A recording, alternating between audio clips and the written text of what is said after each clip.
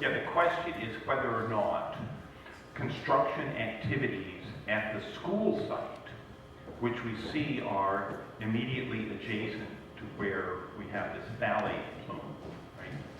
The school site is diagonally there.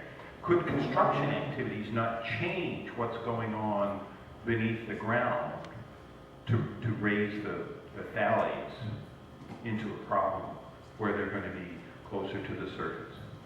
Okay, so the answer to one of your questions is yes, and the answer to the other question is I highly doubt it. Matter of fact, I would almost say no.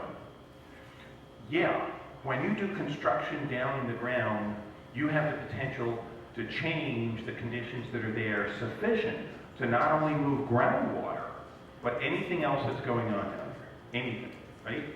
And whenever the construction activity is going to take place under those sort of circumstances and the DEC is involved, DEC is going to require an analysis to make sure that it's not going to cause a problem. That's the answer to the potential problem. The answer to the question about could it do something to the movement of phthalates, I would be so surprised because they are stuck to the soil like molasses in your backyard dirt. Cold molasses. They don't move. These aren't mobile things that float. For those of you who know the term, they have such a high viscosity that they're nearly solid. And in fact, at very low temperatures, they will be nearly solid. Sir, you had a question? Similar question about vibration, but my question was going to be about pile driving at construction sites. Well, let me finish that. I think all of us can feel blocks away the pounding that goes on. So,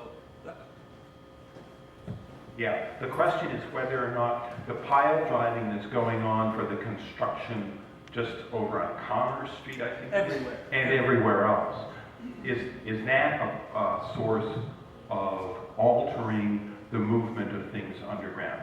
And the answer is, it is, again, a potential source. And in fact, not only has DEC been concerned about that, but the developers, contractors, and consultants have been worried about the same sort of thing. And they haven't found any evidence that it's causing any movement.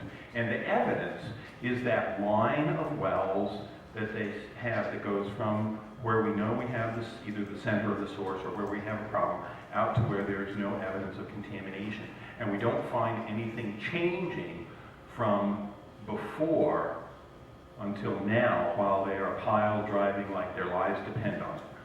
Okay, so it's possible, but we don't see that it's happening at this particular site. It has happened in other places, usually when you've got a different sort of soil down